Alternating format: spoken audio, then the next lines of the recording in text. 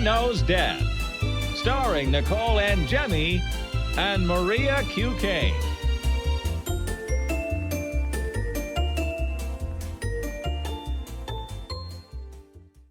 Hi, everyone. Welcome to Mother Knows Death. We have some great stories for you today. We are going to be talking about head trauma in sports players, getting offered money for near-death experiences, beating up someone with a dildo, and deadly social media challenges. And the craziest story that we have today is a white woman who gave birth to a black baby. And the background on that is outrageous. But Ree, why don't you get started with the celebrity news?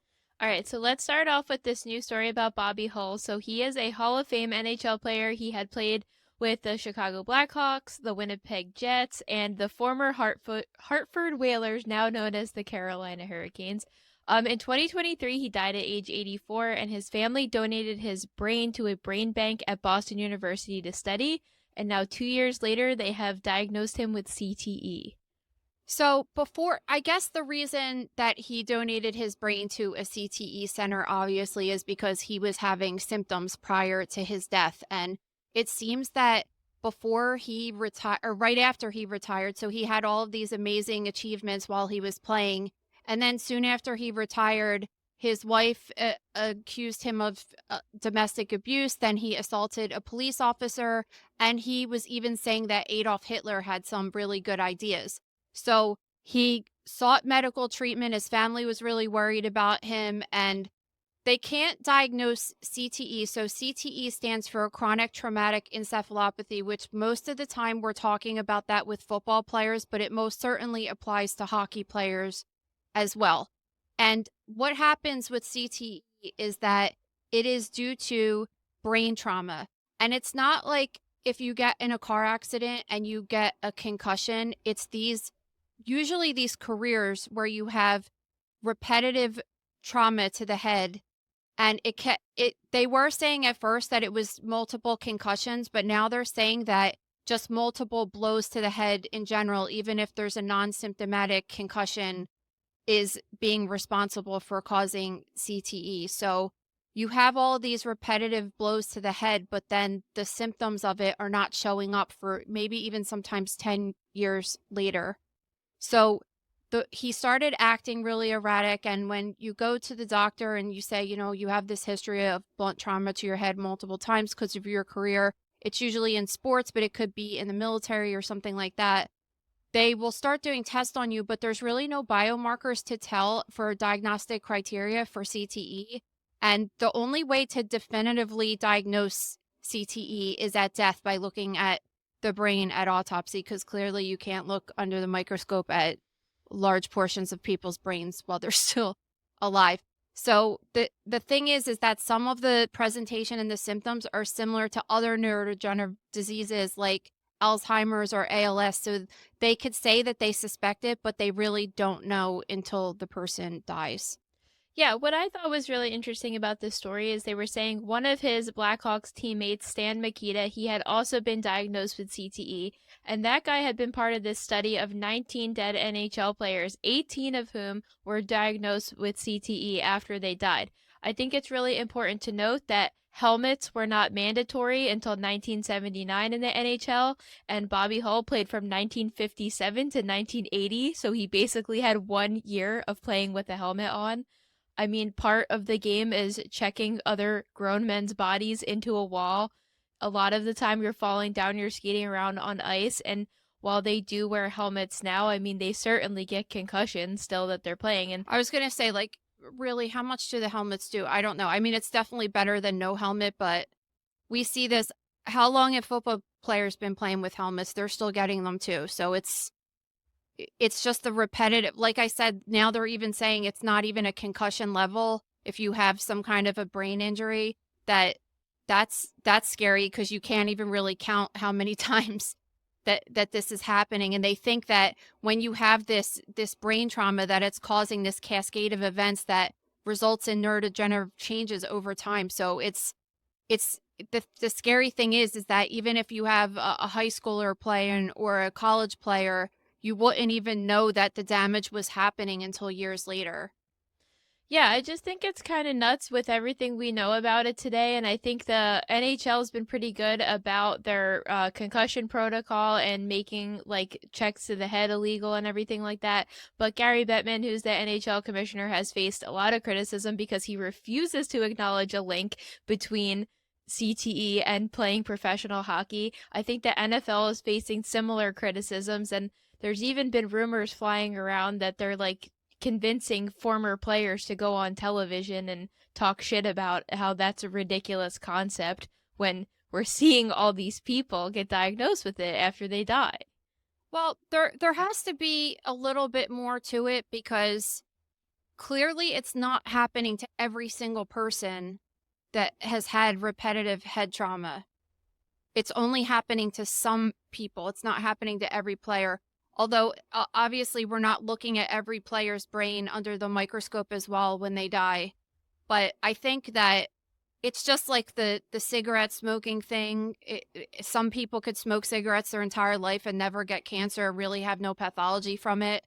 And other people have terrible pathology from it. I think it's probably a similar type of a thing. But it definitely, especially now, even if you get children that are starting to involve in these contact sports like this, it should just always be the first thing on a person's mind that this is definitely a possibility. And these people, I mean, this guy was a little bit older when he started having all of the symptoms, really, and he didn't die until he was almost 90 years old. But look at Aaron Hernandez, and it causes people's personalities to change. What's really interesting is when you look at a brain of someone with CTE at autopsy, it's shrunken down, but specifically the frontal lobe is shrunken down, and that is responsible for your personality, your self-awareness, decision making, and things like that. So this would go along with maybe why he suddenly started abusing someone or started saying really outrageous things. And with Aaron Hernandez, for example, homicide, suicide, things like that are common in people that suffer from this. Yeah, I mean, we saw with Aaron Hernandez, we saw it with Chris Benoit of the WWE. I think there's certain athletes I see doing commentary, especially in the last couple of weeks, that when they're talking on screen, I just look at their face and how they're talking, and I'm like, wow, that guy is just like not home, even though he's on television doing commentary. But I am concerned for them, and I think the bigger picture and the criticism behind it is, you know, this is a possibility, and even though you can't necessarily prevent it, why are you guys not at least educating the players about it? So I think that's interesting. I wonder just how the future is going to be with more of this stuff coming out. Okay, freak accidents. So we talked about this Toronto plane crash on the last episode. And now Delta is trying to pay everybody that was on the flight $30,000, which I'm going to just quite frankly say I don't think is enough money for something like that. I think that if something like that, when did this happen? On Saturday or no, Monday? Monday? Like Monday afternoon. Okay, it just happened on Monday, and as of last night, which was Wednesday, they're offering $30,000 to some, what was it, 80 people or something were on the flight? Maybe, yes. Or around that, okay?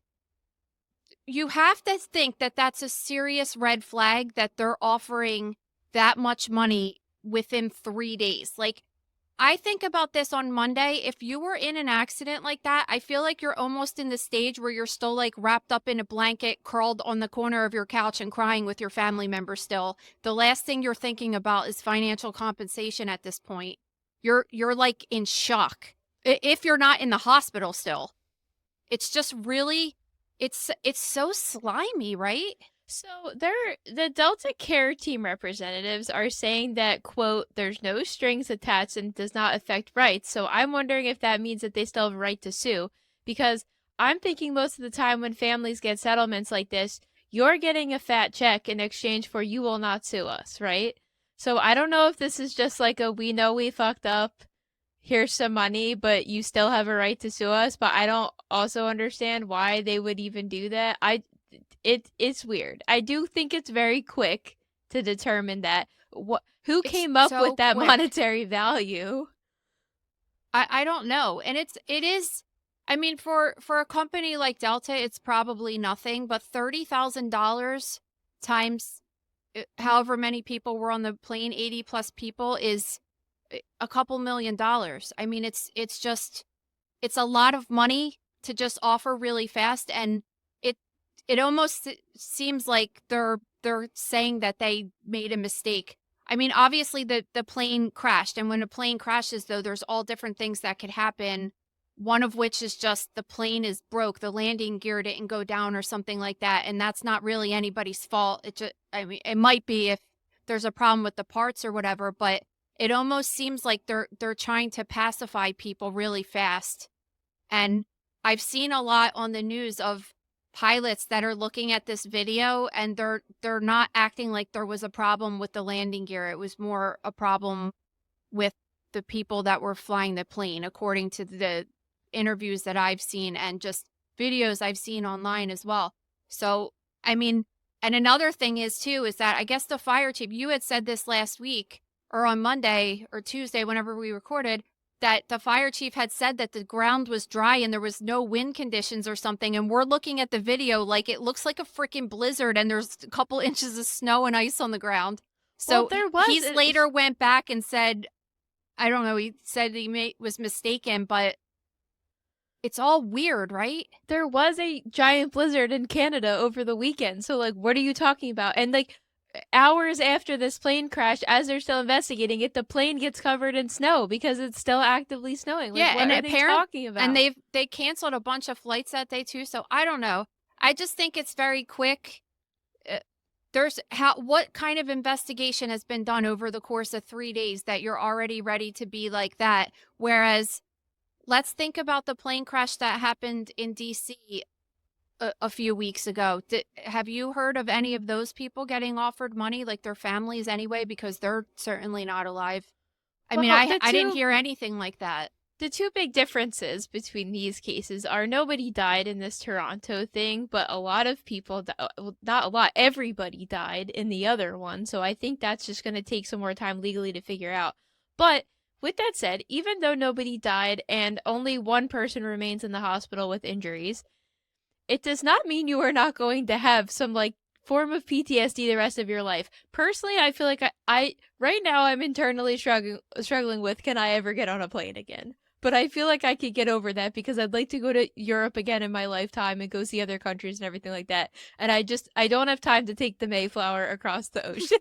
So, but then again, it's like if you're in an accident like this, how could you ever comfortably get on a plane again? Especially with all these aviation accidents in the news. And I'm thinking they maybe came up with this, like, we're going to be really quick about it because there is just a magnifying glass on aviation right now, and we need to just look like the best we possibly can. Didn't Delta no, that was Alaska, right? They have the door flying off. I feel like Delta had something though.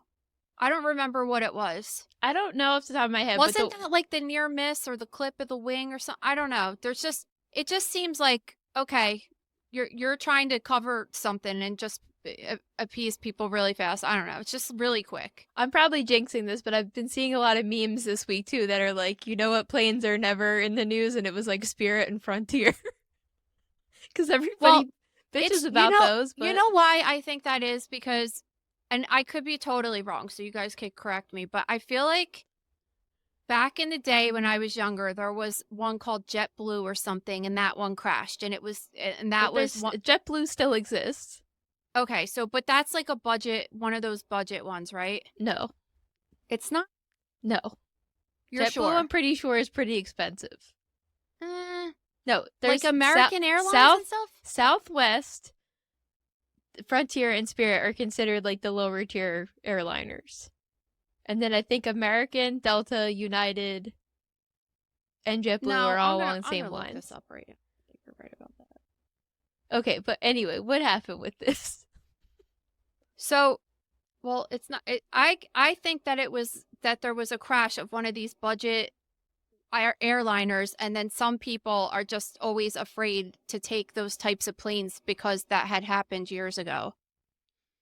No, but I would argue that in my knowledge of aviation accidents, I mean, there's been aviation accidents since planes have been invented, but I always feel like they have been the bigger names. So, Oh, yeah, here it is. No, not JetBlue, ValueJet. yeah, I'm like, what are you talking I about? don't fucking know. Anyway, yeah, it says it crashed in the Florida Everglades, killing 110 people on board. This was in 1996. So, like for my age time period, I was a teenager, and it was just that's the feeling that a lot of people that I know had around that time was just don't take one of those budget flights because of that. And I know people take them all the time, but I always had that in the back of my mind that there was a crash because, and I don't really remember what the reason was or whatever, but You know, I used to take the megabus to my internship every day that summer, and I never had a single problem. And I feel the same way about Frontier. mega buses come. I have genuinely never had a problem on Frontier. So yeah, it's the whole thing is that it's just probably they just cut a lot of the bullshit and it's just cheaper. It's probably the same exact thing. I don't really know. I always fly the same airline because knock on wood I've never had a problem. So I'm just kind of like and I mean problem like not died. I mean like when I go, my flights aren't ever delayed a long time and I'm not sleeping in the airport for 10 hours with my family. It's just it's always been a pretty chill experience, so I just kind of go with that. But no judgment if people want to use JetBlue or whatever. JetBlue is a nice airline. I don't even think ValueJet exists. It probably effectively ended when that happened. Exactly. Okay. So we don't have any more stories in freak accidents except that one, which is a huge one. Okay. True crime. Okay, in 1999, one of the most horrific mass shootings we know, the Columbine High School shooting, happened. Two seniors, for those of you who are unfamiliar, which I can't imagine anybody is, but for those of you who are unfamiliar, it was two seniors at the high school named Eric and Dylan. They went to their school, they killed 12 students, one teacher, ended up killing themselves, and then they injured 21 additional students. So one of the students that was injured was this woman, Anne Marie Hochhalter. So she was 17 when the shooting happened. She was eating lunch in the cafeteria at the time. She was shot in her back with the pistol, and then it left her paralyzed. 6 months later, her mother killed herself. I mean, this girl's life just seems horrible. No, let's talk about how her mother killed herself because it is so...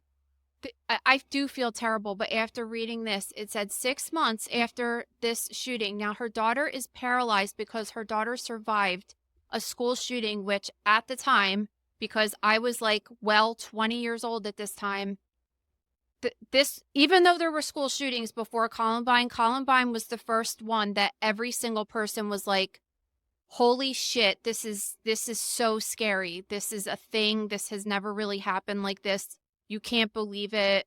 It just was really life-changing when it happened. You know, it's one of those things that you're like, I remember where I was when I found out about that, and I can't believe it.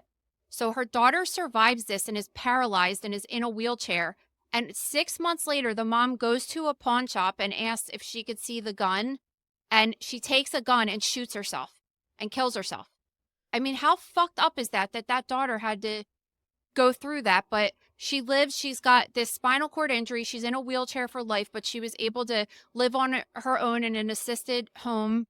It was a home that was kind of set up for her to live in with a wheelchair. Mm-hmm. And she said she constantly had pain in her back, intensive nerve pain, spinal cord injury, and everything that comes along with being paralyzed. And now she's 44 years old, and the principal of the school had said that she died from natural causes, but I would disagree with that. Yeah, because I guess there's criticism of saying she died from natural causes because the thought right now is that she died from issues stemming from her injuries from the shooting. So that is not natural causes. Yeah, she didn't. And the thing is if those two, let's say, for example, one of those two were still alive, they would now get charged with homicide if she died, like today. Even though they could have already been charged for her injury at some point, it will now be upgraded to a homicide charge. And they don't care how long in between the injury and the person dying. if you could prove that she died, which she's 44 years old, so I mean, not that 44-year-old people can't die, but if they could prove it was related to her paralysis, which it more than likely was, then it's a homicide. It is not natural causes. Yeah, I did think that was interesting that they were quick to categorize it as that. Well, I don't know. For regular people, they don't really understand. I mean, she had disease and died from the disease. No one shot her. She didn't shoot herself. I guess that's what they're, I mean, acutely, like right now, I guess that's what they're saying, but you don't have a medical examiner saying this, I mean, on her death certificate, it should say her manner of death is homicide. I think in a lot of these stories we talk about, like, let's just jump back to the plane one we were just talking about, for example. Technically, nobody has died right now, and people were in the hospital, but at one point, she was just in the hospital and was released as well. It doesn't mean it doesn't affect the rest of people's lives because they don't die from it. And I don't think a lot of people are thinking of the long-term effects of... I can't imagine being in a seatbelt in an airplane and then all of a sudden being turned upside down, that you have to now cut or take your seatbelt off and fall to get out of it, that you would fall properly and not injure yourself. Hopefully you wouldn't hit your head and do something to your neck. But sometimes if you get in a car accident, you could have lifelong neck problems even. It's just, they're going to have, it doesn't even matter because we're not ever taking into consideration emotional trauma as well. So, well, I was even just watching an old episode of New York Housewives the other day, and one of the housewives at that time had like a childhood injury and she didn't have a leg, and so she worked often with charities with amputees, and she was in the episode working with a woman who had lost one of her limbs in the Boston Marathon bombing. And we're not thinking of those victims. Like, there are, of course, victims that have died and lost their life, but there are people that have life-altering injuries from these attacks. And it's just really sad to think about. Yeah, it is. Do you remember? So, like, I was only 4 when this happened. So, like, when it happened, what was going on in the news? Like, it was scary because there wasn't social media at this time. So, in my day and age, when things like this happen, there's social media. I remember it. I remember the biggest talking point was that, because I guess just as a person that, you know, everybody goes to high school. I went to a bigger high school at some point, you know, after I got kicked out for the Catholic school for being pregnant. So I went to my town's high school, which was bigger. But you sit there, and I was already out of high school for a couple years at that point. But you just think, you try to put yourself back there, and you're like, why would these 2 kids get together and do this? You just couldn't imagine. And all of this stuff came out that they were getting teased, and that's why they did. But there was like a lot, like I really never, it's kind of weird with my website and stuff that I never really dug deep into Columbine. It was almost kind of one of those like 9/11 type events, like a traumatizing news event that you'll remember. Well, and you now have kids in school right now too, so it's like hard to dissociate from. Yeah, but now it's like I can't even remember them because there's so many of them. It's so depressing. But with that case, there was just a lot of like negligence on the parents' part. I remember that, and then these kids were getting teased, and that was the biggest thing, because I remember reiterating that to you when you were in school, like, don't tease kids, don't get involved with that. And I'm still like that today, just like, you kind of stay out of it and just don't get involved with that. And it's because people like that's the incident that make me think that people flip a switch like that. But now we know there's just like so much other shit to the story. But yeah, it was upsetting, of course. Yeah. All right, well, this next case is in Florida. Police got this call for a domestic dispute between a husband and wife. According to the husband, his wife began drinking and confronted him about who he follows on Instagram. I just want to say, side note, these people are in their 50s. So she starts getting in his face, and he had threatened to call the cops, and then she thought that was the best time to take out a dildo and start beating him with it. It's kind of funny. Listen, like, domestic abuse is never funny, but like, come on, if you're going to beat your husband, you should use a dildo. It's just like, what's going on in this household? Like, you guys are an absolute mess. Why are we fighting as 50-year-olds who's following who on Instagram? This is like a high school level fight. I know. I don't think I ever once even looked at who Gabe follows on Instagram. Like, who cares? Me too, because who cares? And like, it's like the old saying, like if you're gonna look, you're always gonna find something you don't like. It doesn't even matter if the person's not doing something bad. So Yeah, like, what are I'm you not. I'm doing? definitely not like a snooper like that for sure. But I mean, people are though. I know people that have the passwords to their husbands' things and like check their messages and shit and check their phones and Well, listen, I I have the don't like that. passwords I to don't all like my that husband's things. I've never once felt a desire to log into his email and see what what No, his yeah, emails he's but getting. there's people that openly check each other's stuff, and It's weird. it's weird. But I mean, if people feel comfortable with that, then that's fine. I don't know. I think it's weird. So But it's anyway, not weird to beat someone with a sex toy. well, I mean, you shouldn't be hitting anybody, but like it's a little bit of a comical So element to the story, so like you can't really ignore that. so the cops showed up and Wait.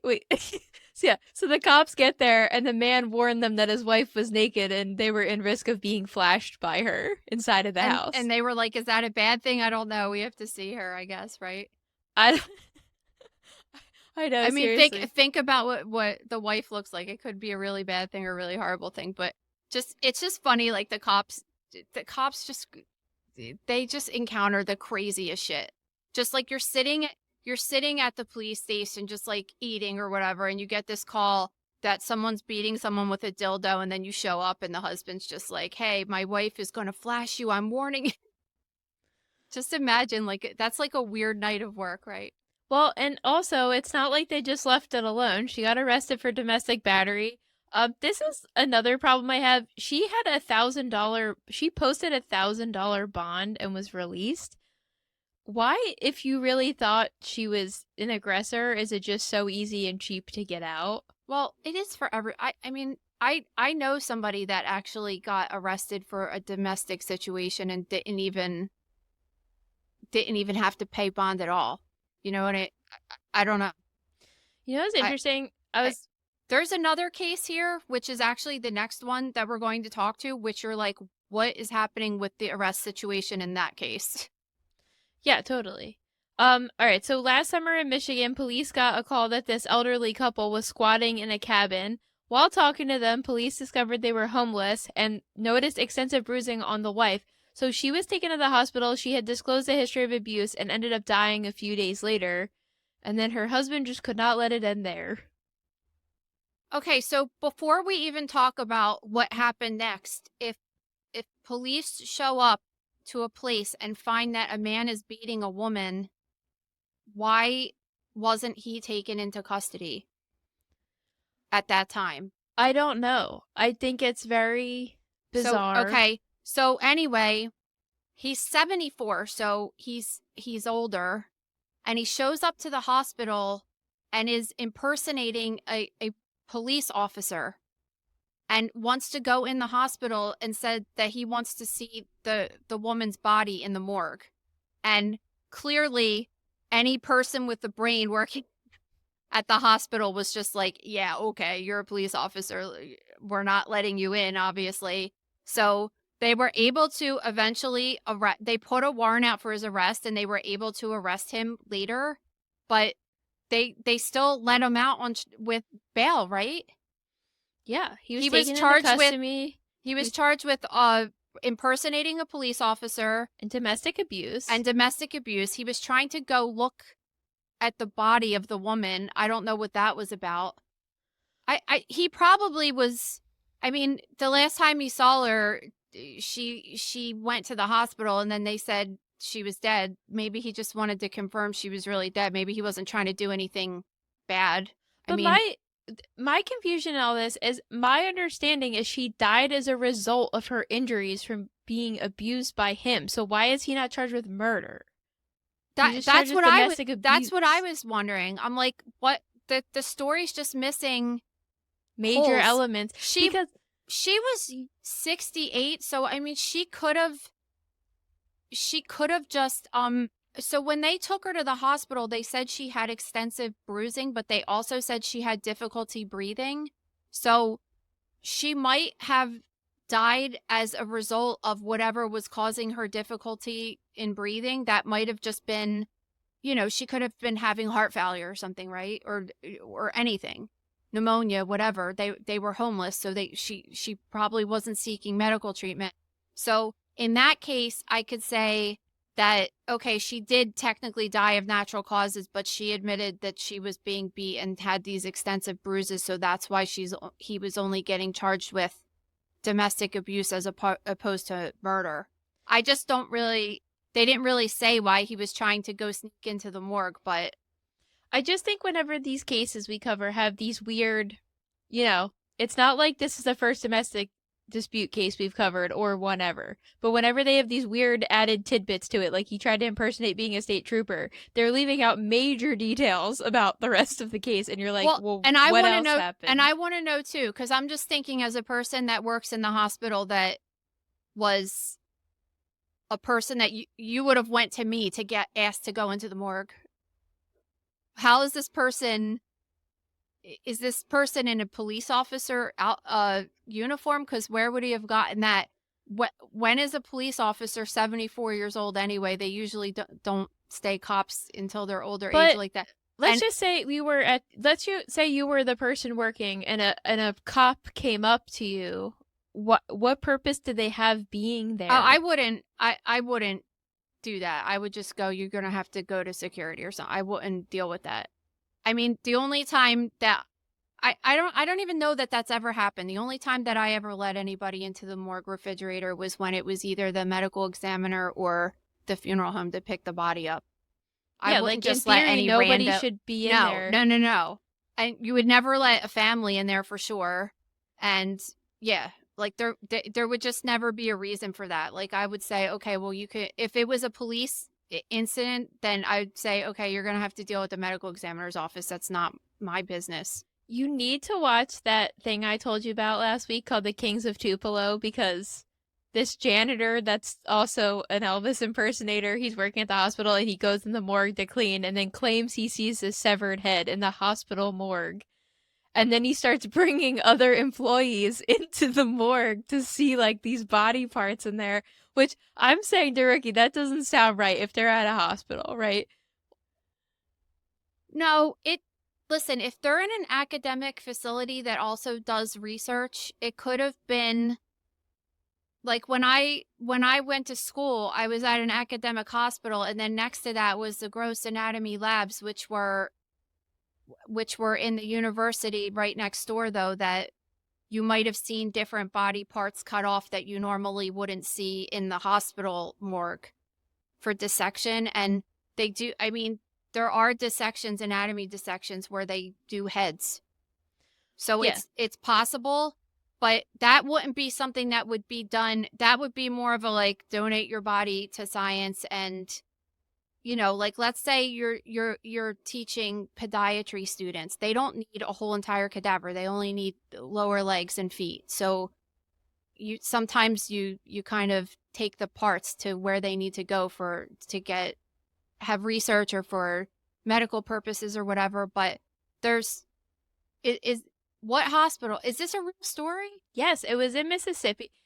You need to watch it because he ends up getting into this world. It's like the early 2000s. He ends up getting into this world of conspiracy theories and people selling body parts, which ends up being true in some capacity. And then he gets arrested for allegedly mailing ricin to Obama.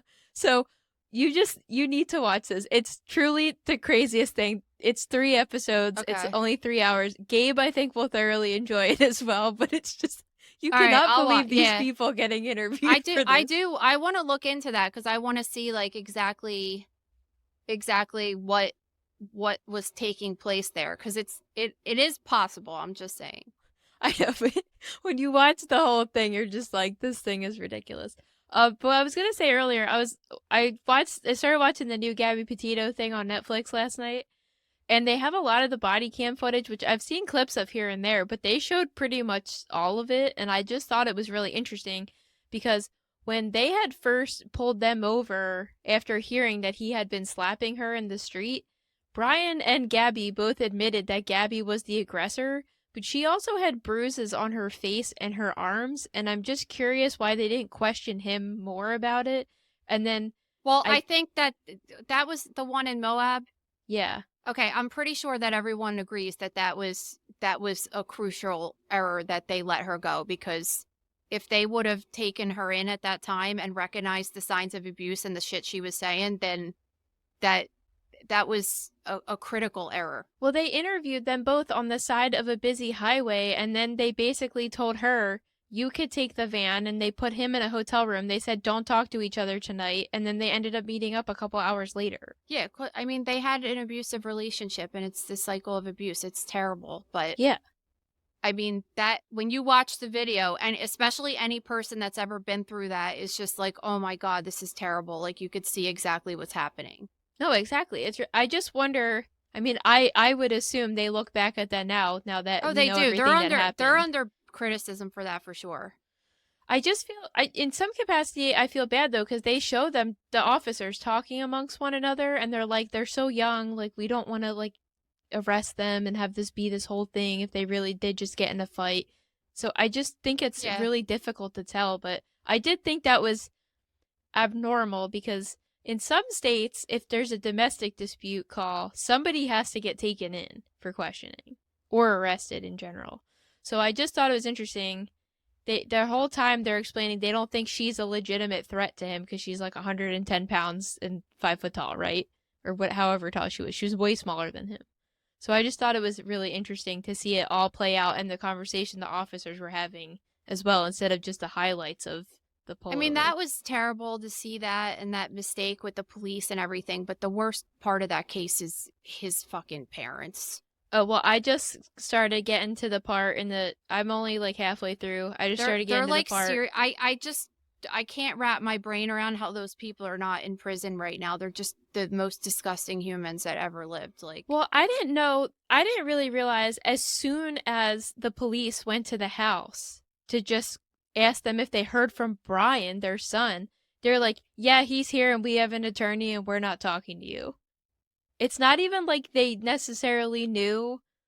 The police had not been there prior to talk to them. They had an attorney before the cops even got there initially. Because they knew. I know they knew. It's crazy. It's just so fucked up. It's fucked up on a humanity level, of like a morality level, respect for, even if you hated that girl and everything, like just respect from one parent to another. It's so fucked up. It is. And to not answer her family and say anything. I mean, they'll get theirs one day. Yeah. You know that always happens, but. All right. So a few weeks ago, we had talked about this woman who'd been arrested for allegedly poisoning her family's Christmas cake, which resulted in the death of 3 people. She also was accused of killing her husband a few months before that, and he had been exhumed, and now she's been found dead in her jail cell. All right. So this is actually kind of great. So when we said that back at Christmas time, they were exhuming the ex-husband's body to see if he had been poisoned with arsenic.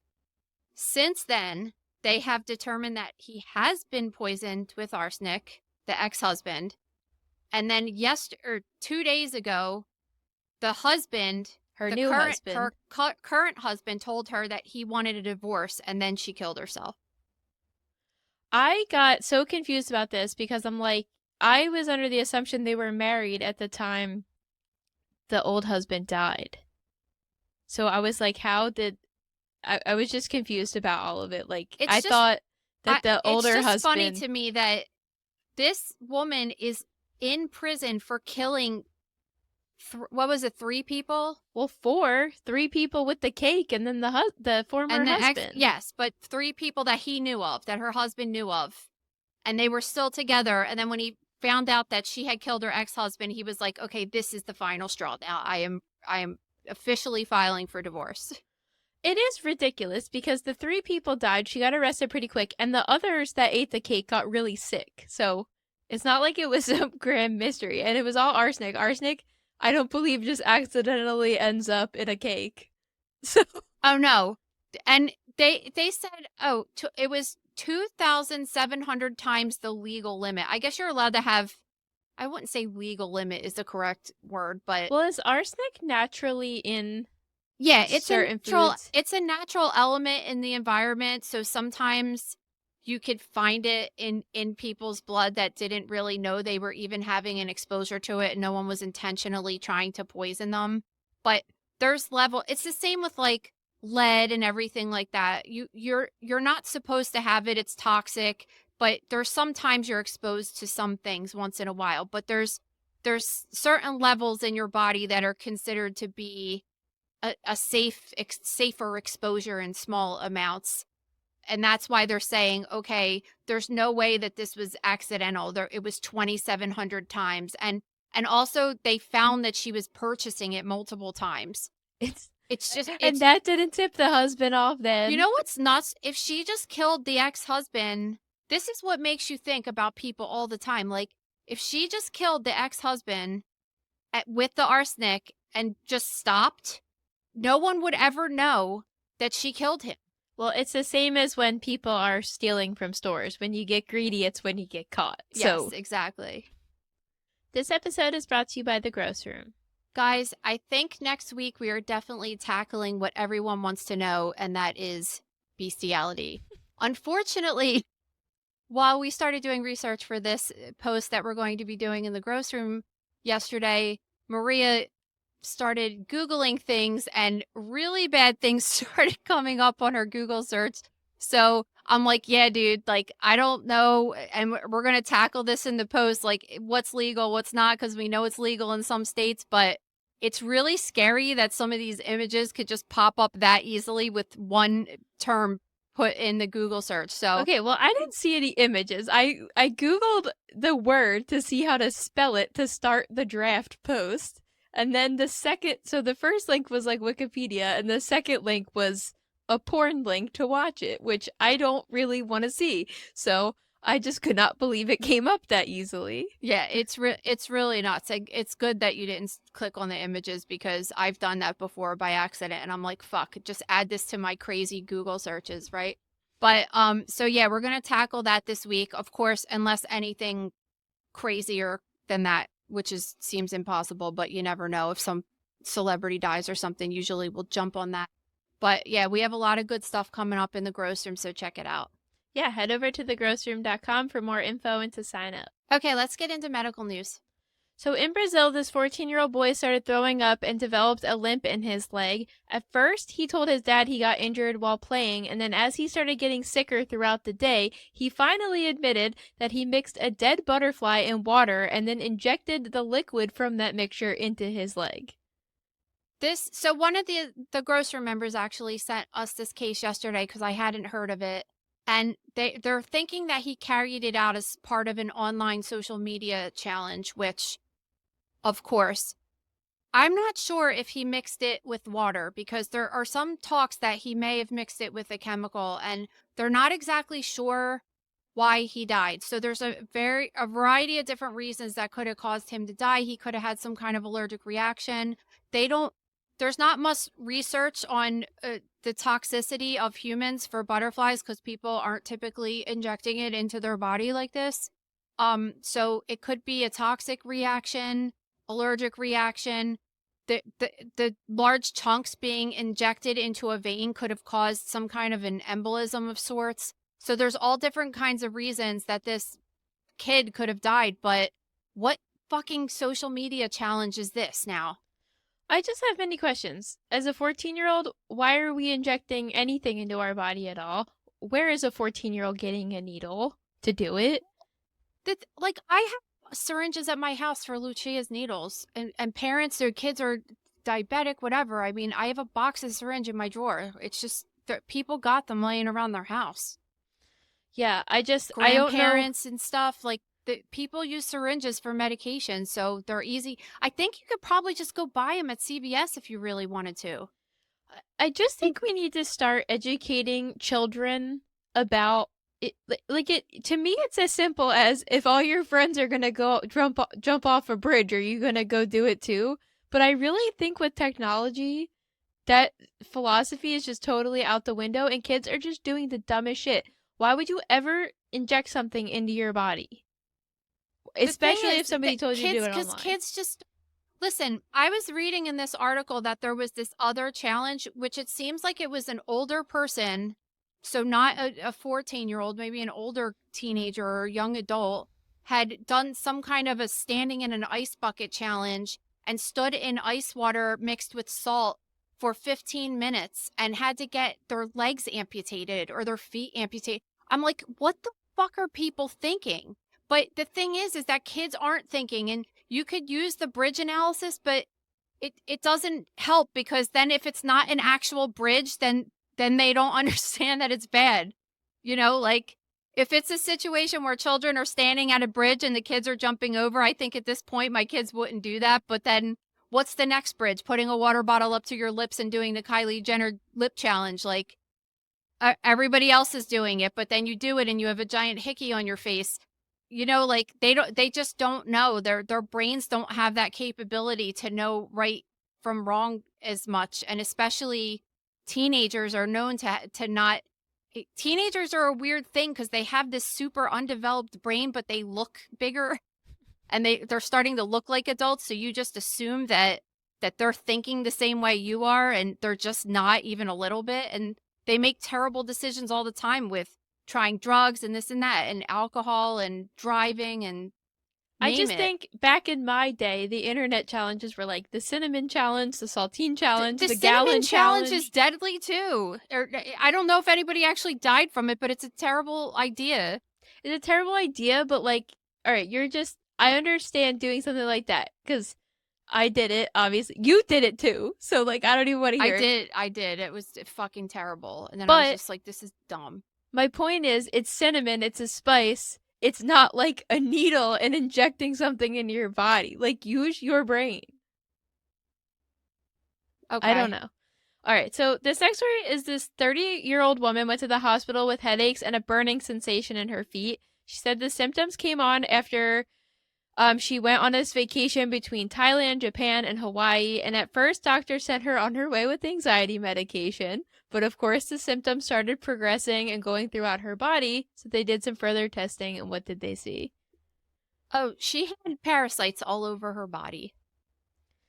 So I don't blame the emergency room, because if you go in there and you're just you're saying, I have a headache and I have like the jitters, I have like this shaky feeling in my legs and stuff, I don't think that it's warranted to do a full body MRI on a person because of that. That's just outrageous. And in America, I mean, maybe, I don't know if she had said that she had just traveled to these people at the emergency room, which would have been a clue that maybe something was going on. But this isn't a common occurrence in America, so it's not on the top of American doctors' minds that something like this could happen.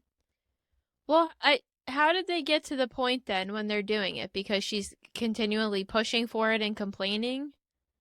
Well, she went to the hospital again, and I don't know what, but they gave her a lumbar puncture, so they put a needle and take spinal fluid out. And in order to do that, something had to trigger them to do that, because they don't just do that on people. I don't know if she was having a lot of times if people have like a change in mental status or some certain blood work comes up and looks funny, which I'm sure it did, because she had it was such an extreme parasitic infection. I'm sure some of her markers were elevated. So they did this lumbar puncture and discovered she had a roundworm infection called angiostrongyliosis, and it is also known as a rat lungworm. Who names these things? I don't know. But it causes inflammation surrounding the brain, spinal cord, and nerves. So this makes sense why she was having this nerve sensation in her legs, as well as the headaches. And it's really kind of gross. So a snail or slug eats rat poop, and that's how they get it. And then a human becomes infected because they ingest the larva from eating undercooked snail or slug, or contaminated vegetables, especially leafy greens that were touched by infected slugs. And then larvae migrate into the digestive tract, and then they move into the muscle and brain.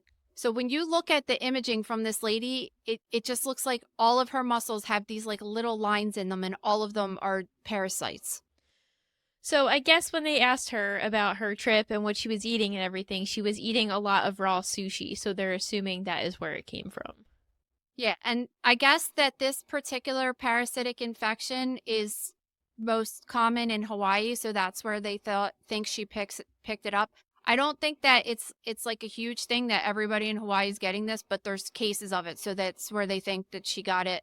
And the cool thing about parasites, if you get them treated in time, because this could actually kill you, because it could inflame the membrane surrounding the brain so bad that it could lead to seizures, strokes, coma. But the cool thing is that they gave her medications, they gave her medications, anti-parasitic and also steroids, and within 6 days she was essentially feeling a lot better and went home. And you just need the right medication to kill it. It's almost the same as having a bacterial infection or a viral infection. You just need to be able to get rid of it. And so they're easy to get rid of most of the time, but imagine how this lady feels now. Well, I can't imagine it. I would want to vomit everywhere thinking that those things were like invading my entire body, but at least she took care of it and pushed for treatment. And Yeah, and like roundworms, I've seen them before. They look like worms. It's not like these microscopic things that you can't really see. It's when you look at it, they look like smaller maybe than an earthworm, and not, they don't have the lines like an earthworm. They're very smooth and usually white in color, but they look like worms. yeah. And the thought of those moving inside of your muscles and stuff is terrifying. Ugh. Imagine looking back and just being like, oh my God, I can't imagine. No. Okay, back in 2010, this guy in his 50s started having concerning symptoms like headaches, distress, and slurred speech. He went to the doctors, but they also blew it off as stress, and at some point, the doctor suggested he was faking his symptoms. So eventually, he got a CT scan, and doctors did in fact find a tumor on his brain. This is almost every single case in my book, right? That people were having these symptoms and went to the doctor.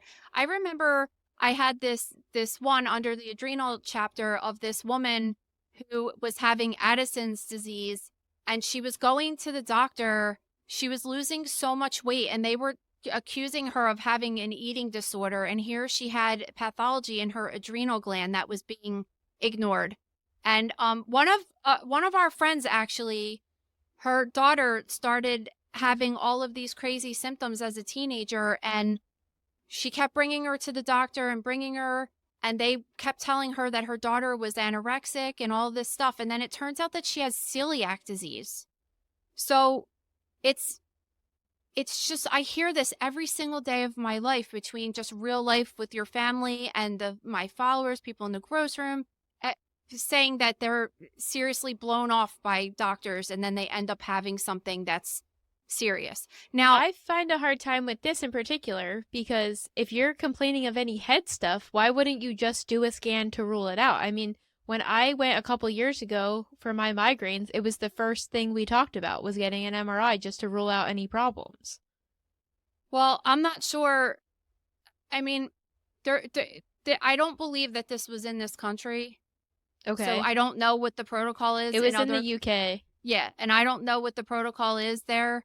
They were saying, the family was saying he was having jumbled speech and severe headaches, and I feel like here, if you went to the hospital, they would definitely say, okay, like, we're going to check to make sure you're not having a stroke or something like that. But for whatever reason there, I'm not sure why they didn't work it up.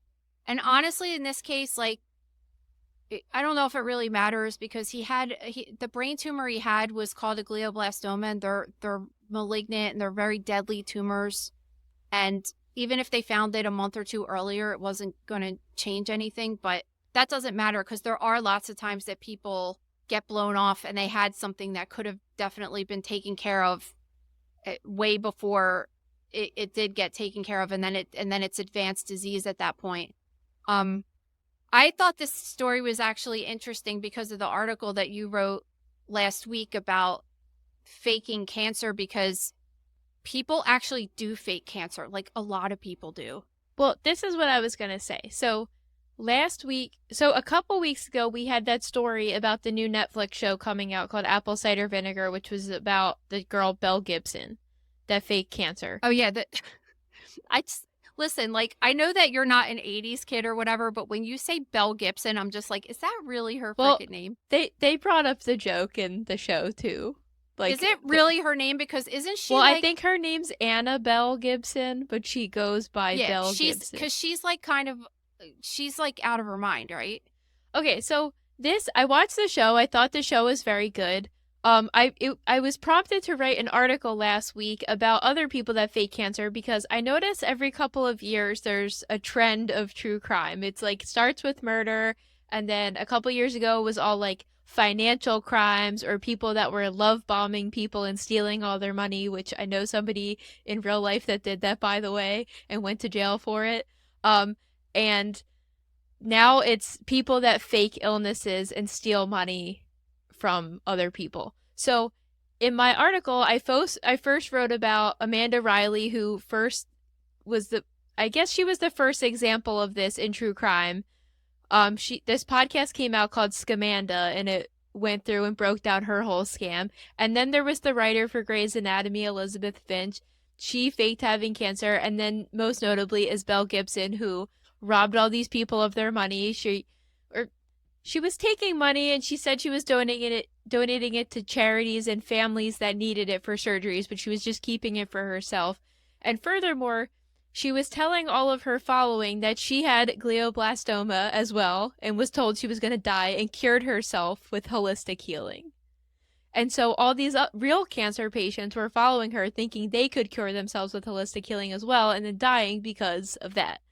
I can't believe she's not in jail for the rest of her life, but I don't know what the laws are in Australia, so whatever. Yeah, but and I know someone peripherally that faked cancer. I just knew because, listen, like, if you're ever going to fake cancer, you definitely can't ever tell it to a person that is a pathology person because we'll call bullshit right off the bat. Something won't make sense. Exactly. Nurses and doctors too. It's just, and then Laura told me that we also know another person that faked cancer. And I was like, oh, and that person's even more peripheral, but I know who she was talking about. And it's just like, just to think that there's two people that I know through a friend or something that has fake cancer is outrageous to me. Well, it really is. And in most of these cases, the people are picking rare cancers that people don't have a lot of knowledge about. And also there's less of a likelihood they will run into another person that has the same exact cancer as them to call them out on their bullshit. And I just find it really interesting because it's like, with Belle Gibson in particular, I'm seeing her as this person that utilized Instagram as soon as it came out. She formed this brand. She got an app on the App Store. She was one of the first apps to be featured on the Apple Watch. She gets this monster deal with Simon & Schuster to put out her cookbook. And I'm like, if you were this brilliant, why couldn't you have just started a legitimate brand? I know, right? Because yeah, and you're just like, how are you going to believe anything? And then when people start questioning her cancer diagnosis, then she starts saying her cancer that was allegedly cured in her brain has now spread to her uterus and all throughout her body. So all these people, that's when she really started tumbling down, when she said it spread. So I don't know. I guess my ramble here is that I wrote this article talking about these 3 notable cases, and I asked at the end of my article if anybody in the gross room knew somebody that did this, and I cannot believe the amount of people that know somebody that faked cancer to this capacity. I know. It's just so crazy. There's a difference between being so like gross, misdiagnosed and then finding out you don't really have that, and then these people that just totally fabricate it out of thin air. They forge and Photoshop medical documents to try to back up their claims. In most of these cases, the women shave their heads or put fake ports on their body. I know. That's what's crazy, because all of the pictures that you used in the gross room of these particular women, they all have this weird, like, shaved haircut. It's just really bizarre. It is really you would bizarre. just do that. I don't like that at all. It's just really... It's but just then, so not cool. I'm thinking this guy really does have glioblastoma. And his doctor's suggesting he's faking his symptoms when these women were up to this for years and nobody called them out on it. It's a very weird behavioral trait. I just will never understand it. All right, should we get into this? Is probably the most fucked up one of the week. It really is. All right, so in Georgia, this woman in her 30s decided she wanted to have a baby, and she got pregnant through IVF using a sperm donor. She is white. She said the sperm donor she chose had similar features to her, having lighter skin, blonde hair, and blue eyes. Let me tell you, she was surprised when she delivered this baby and it was black, because that's not what she thought was happening. So when I heard this story at first, I thought, okay, well, maybe they gave her the wrong sperm. And that's what she had initially thought. That's as well. what I would have thought too. That would have been my first thought of, okay, maybe they gave me the wrong sperm, which is also fucked up. I mean, there was a mix-up clearly, because especially a person that's that light, the chance of them having a darker skin baby is non-existent with a recessive genes like that. I don't know. I don't know what happened, but she had this baby. She loved this baby. She treated this baby for 5 whole months and raised the baby as her own. And I don't know why it took so long to do all the DNA tests. I have the timeline. Okay. She had the baby in December of 2023, and then the following month, I guess after recovering, getting settled and everything, she did a DNA test. And then she knew right then and there that she was not biologically related to this child she just delivered. So the next month in February, she had retained a lawyer at that point, and they alerted the IVF clinic and said there's been a mix-up and this is what happened. And they also found the real biological parents of this embryo. I'm not sure how they quickly found those people, but they became aware of it. And then they did a DNA test and confirmed that they were, in fact, connected to this baby. I guess maybe the clinic suspected who it was, and then they had them do a DNA test. So at that point, that probably took another month to confirm all of that. And then those parents filed for custody of their embryo. Like, that was their baby. Yeah, which they should have. They should have. And what really upsets me about this is because this woman is saying this was supposed to be the happiest day of her life, and to some capacity it was, and she did have this baby, and she immediately bonded with the kid and loved this kid as her own kid. But she knew, because it was not the same ethnicity as her, or race as her, that there was going to be an issue down the line. And at first she did not know if that was going to be a sperm mix-up. I don't think she imagined it was the worst case scenario, which is they put another couple's baby inside of her. Yeah, I don't think that she thought that either. And it's so sad because she did this as a single mom. She went out and did this, and she wanted to be a mom. And then she carried this entire pregnancy, gave birth to this baby, loved this baby, and even took care of this baby when there was doubt that it was hers, and then when she even knew it wasn't hers. And I mean, this is the crazy part of it. If she never did the DNA test, she didn't have to do it. She did it because she wanted to do it to find out, but like, she didn't even have to contact the IVF clinic and say that it was not her baby. Well, yeah, because, do you think eventually, though, the clinic would have realized this embryo is missing and would have figured out what happened? Maybe. What the fuck's going on there? I don't know. Look at this. I don't even understand how you mix it up to begin with. I just don't understand it. I think this is such a horrible position to be in from either end, because in one capacity, you want to be like, well, she carried the child and gave birth to the child. It should be her child, but it's just not. Like, it is legally not her kid. And those people paid a fucking ton of money. And God knows why they were doing it. If they were just, a lot of people now are younger. My sense is they're going to be reimbursed for all of that money that they spent. This is going to be a massive lawsuit. There's no way it can't be. I actually will, because the fertility clinic put out a thing like, oh, ensure this never happens again. Like, fuck you. You should lose your license as a doctor, and that place should close down. I don't care. Like, this is just malpractice and negligence, and I'm so tired of hearing this happen. It's because I work in a lab, and you're like, it's very hard to mix up specimens if you're doing the right thing all the time. It's just hard to do.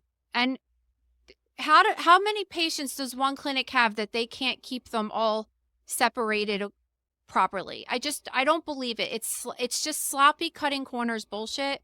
And that doctor really, who would even want to go to him ever after that? Who would want to go to him ever again after that? How is this woman gonna trust the system ever again? I mean, like, she doesn't have the child. The child is in the custody of its biological parents now. So she lost who she thought was her baby, and that's traumatizing. And the other parents lost the first 5 months of the baby's life. Yes. Which is bonding, and it's just everything. And maybe that mom wanted to carry the baby. Well, it's such a mega lawsuit on both ends, and terrible on both ends, and it doesn't even matter the money. Like, you just will never get back what that stole from these people. Well, that's what I'm saying. Like, you could sue these people for all the money in the world. It doesn't make it better. Like, you thought this was your child. You delivered a child that wasn't yours, and legally you do have to give the child up because it is biologically not your kid. You know, I would go as far to say that this happens a lot more than we think it happens. Yeah, I would say. Do you remember we talked about a case? There was a similar case. I don't know if it was even when we were on Mother Knows Death or when we were doing the podcast in the gross room, but it was the same thing, and I believe it was with white people and an Asian baby, or the Asians had a white baby or something like that. And it was because of a mix-up. We talked about this, and you're like, it's obvious when it's somebody that's a different race or skin color that it's obvious. It's not so obvious if the kid could kind of pass for your coloring and stuff like that. It's how are we supposed to think that the only time this has happened in the past couple years is like, oh, it just so happens that this white woman had a black baby and then this other Asian person had a white child? Like, it has to happen more than that. You don't even know it. And I would think that anybody that goes to these clinics that gets accused of this and caught doing this, I would be scared, you know? Well, there was that whole expose a couple years ago of the fertility doctor that was mixing his own sperm instead of the male partner's sperm into these or a sperm donor. He was just mixing his own sperm, so he ended up having like over 100 children. And these women are thinking it's their husband or their significant other's baby. Oh my God. It's really scary when you put that much power into someone's hands like that. Well, and this is what concerns me too, is right now there's no federal requirement for these clinics to report incidents like this, and that has to change. It has to change, because what if a case like this happens and they settle like under the radar? Like, this one's in the news, so you can Google the facility and it comes up as this lawsuit is happening, as I'm sure with other cases too. But what if they settle this and it remains under the radar? I would like to know if this happened at a clinic I was seeking out for this type of treatment. I can't believe it. They have to change that law. There is no way that could stay in place, because IVF is becoming increasingly more common. So there's just no way.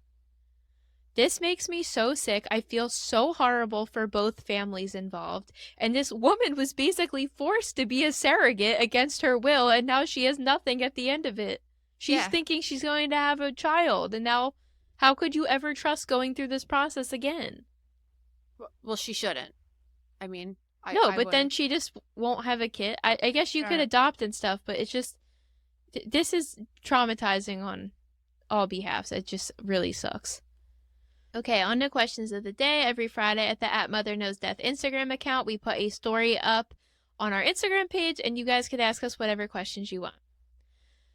How has computer/technology changed your job as a PA for better and for worse? So that's interesting. When I started working in pathology, we had different ways so we do dictation for all of our specimens. And what that is when we're looking at a specimen, we type up like little reports on every single specimen we look at. And when I first started, there were secretaries, and some hospitals still have it, which had like a transcriptionist. That was the title that they were, or secretaries. And you would do your dictation into a microphone, and you were actually talking to a person. So you could say, okay, write this, put a period here, say this, say this. No, I didn't mean to say that. Take it out. And it was really cool. And I like the advantage of it, because having a transcriptionist is awesome, because when your hands are covered in blood, you really have a hard time like playing with the computer and everything like that. So it's just, you could focus on your work and talk at the same time. the disadvantage of that was there would be some times that you would do some crazy dissection of a colon cancer case or something, and then the transcriptionist would come up to you and say, oh, I don't have that dictation. Like, it just gets lost in the whatever, I don't know. And it would just like make you want to cry. So I always kept notes aside for every single case in case I had to go back to redictate it or whatever.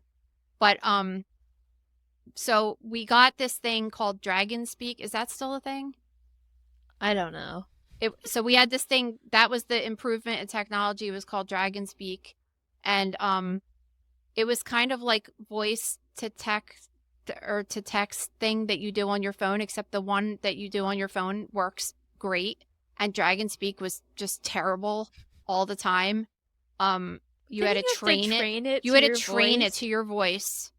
It was, and then like if someone else had to sit at your grossing station, then they would, in theory, have to change the profile in order for it to work for them. It just was such a mess, and the computers are really old and everything. So I think overall it's probably better for labeling and things and all, but when there's a situation at the hospital that the computers don't work, which I feel like happens all the time because for some reason they just don't want to invest in Apple computers and they have these shitty PC computers that just are terrible. If the computer system's down, even say it's down for like 2 hours, it's very hard to just work because you're waiting for cassettes to print out, you're waiting for labels to print out, you're waiting for to be able to do your dictation, all this stuff. So, I mean, I personally, like, I'm not a huge fan of technology, but I don't know. I don't really know. I haven't been working in the field long enough for there to be too much of a transition in technology as far as any of the places that I've ever worked at. Like, nobody's using any crazy state-of-the-art stuff. You know what is interesting, though? When I started going to school to be a cytotech, that was when we looked at cells under the microscope to diagnose cancer. And even back then, back in like the early 2000s, they started introducing technology where they could stick the slide into a computer and the computer could read the slide instead of a human. And I believe that they're doing that technology now, like more and more. And I remember back in early 2000s being scared, like, am I going to need a job? Is there going to be a job for me when I'm 50 years old? Because if they have this technology, are they really going to need a human to be doing this? And they still do, obviously, for other reasons, but the same kind of transition happened in lab medicine in general. You know, when you used to do urinalysis and blood tests and everything, a lot of it was all manual stuff and mixing lots of chemicals. And now it's just, if you work in chemistry, for example, in the lab, you just put the vial on a machine and it does the test for you. So it's pretty interesting, although it takes a lot of the science out of stuff. All right, what's the biggest piece of advice you'd each give a young person? I'm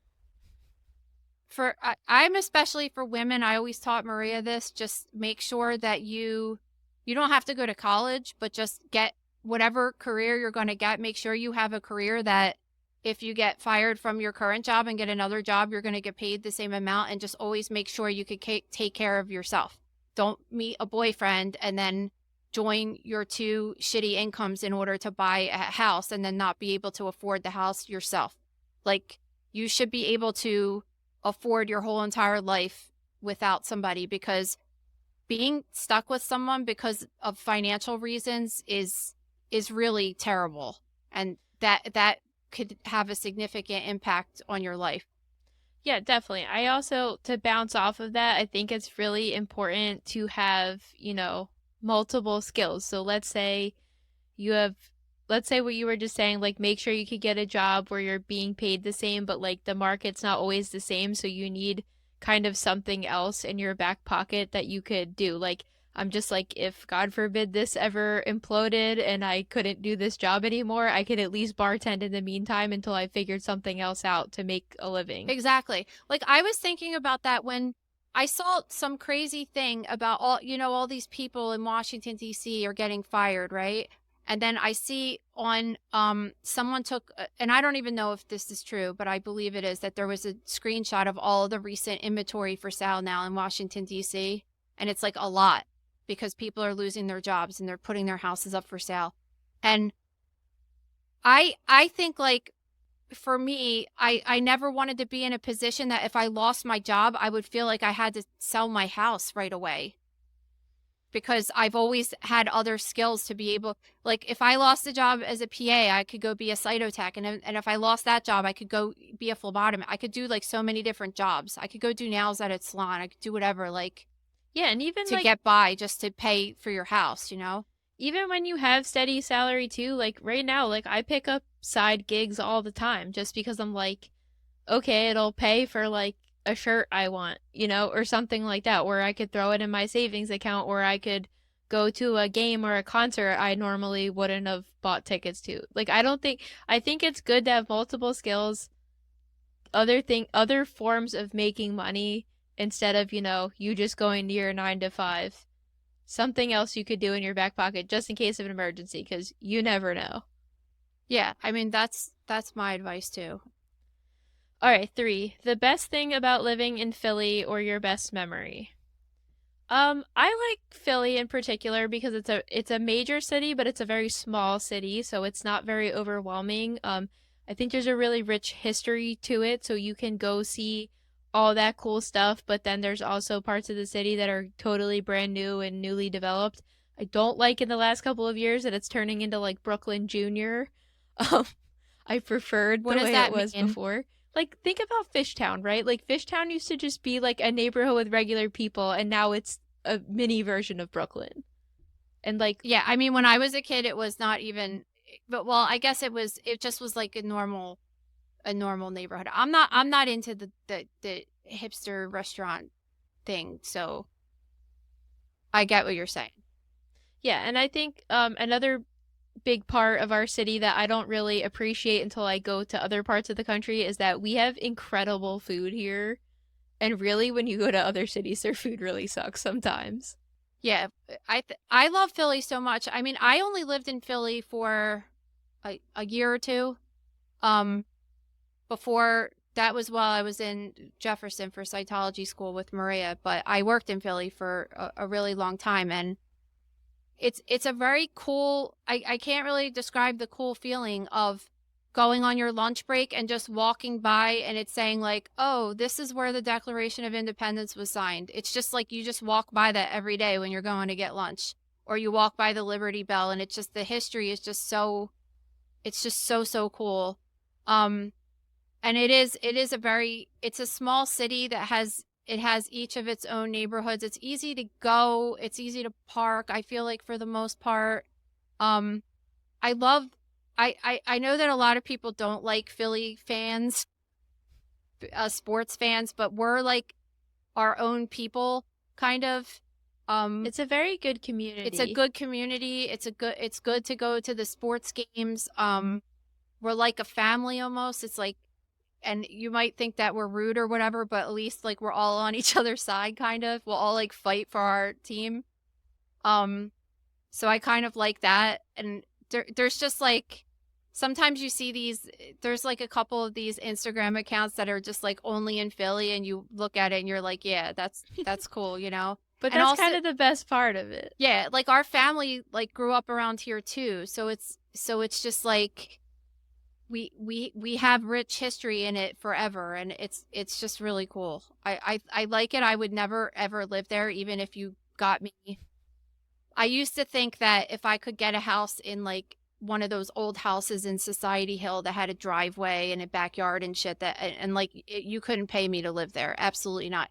The city is wonderful when the weather is nice in the spring and the fall, and in the summer it gets a little hot sometimes, so even then it's unpleasant. But like right now, for example, it's, what is it today, 15 degrees or whatever it is outside, 20 degrees. Fuck no, I do not want to be outside having to walk anywhere. Like, no thanks. There is nothing more perfect than when it's 75 degrees in Philadelphia and you go to Franklin Fountain and you get the freshest ice cream cone of your life. And then you just walk around and look at all the cool buildings and just enjoy it. And it's really nice to just walk around, but there's obvious like problems here too, like major problems, but it is a pretty good city to be near. It's definitely better than New York. I liked Boston a lot when I was there a couple weeks ago because it's similar, but it's still like way bigger. I like the intimacy of New York Philadelphia. is an interesting situation to me because when I go there, I feel in Philadelphia, I don't ever get that overwhelmed feeling. I know where everything is. The city's very easy for me to figure out. I know how to get everywhere and I know where everything is. In New York, I just go there and I look around at just the vast size of it and I can't even believe that anybody wants to live there. And I know people like die and want to live there. They think it's the greatest thing ever. And I think it's so overwhelming to me that I don't know, it scares me or something like that. I would live there if I could afford a really nice house. I love New York, but it's overwhelming. And I think once you learn the setup of the city, it's very easy to get around and they have incredible transportation, where Philadelphia has maybe the worst public transportation of all time. Like, you have to drive if you live there. I don't understand how people don't. Where, in Philly? Yeah, unless they're like never leaving the city. But otherwise... Oh yeah, you have to have a car if you want to leave the city. Really. Yeah, and it's not like New York where you could do every single thing you need to do in the city. You have to leave sometimes to do things. Yeah, yeah, exactly. I don't know. I would not live in New York if you paid me to. I just wouldn't. I like visiting for the day and then going home. I'm just super suburban. I like having a driveway and privacy, quiet, yeah, sleep. I mean, especially when you go from living in the city to moving back to the suburbs, it's difficult. It would be difficult to go back, especially with the parking spot. It used to take me 45 minutes to park my car, and I would be parked 5 blocks from my house. But Andrea has a parking spot. She actually has two because she has a garage, and then you could park behind her garage if you really want to. And she has a nice big house, and it's in a good neighborhood. But and in the spring, I bet it's amazing to bring the kids to school. But when it's 20 degrees out, having to walk blocks in snow and rain, and no. I don't even own an umbrella because I don't want one. Okay. I just don't want the hassle of it. All right. Well, if you guys have a story for us, please submit it to stories@motherknowsdeath.com or send us a message on Instagram. Don't forget to give us a review and tell us why you like living in New York City. 5-star review. Thank you. 5 stars, yes. Thanks. Thank you for listening to Mother Knows Death. As a reminder, my training is as a pathologist assistant. I have a master's level education and specialize in anatomy and pathology education. I am not a doctor and I have not diagnosed or treated anyone, dead or alive, without the assistance of a licensed medical doctor. This show, my website, and social media accounts are designed to educate and inform people based on my experience working in pathology so they can make healthier decisions regarding their life and well-being. Always remember that science is changing every day and the opinions expressed in this episode are based on my knowledge of those subjects at the time of publication. If you are having a medical problem, have a medical question, or are having a medical emergency, please contact your physician or visit an urgent care center, emergency room, or hospital. Please rate, review, and subscribe to Mother Knows Death on Apple, Spotify, YouTube, or anywhere you get podcasts. Thanks.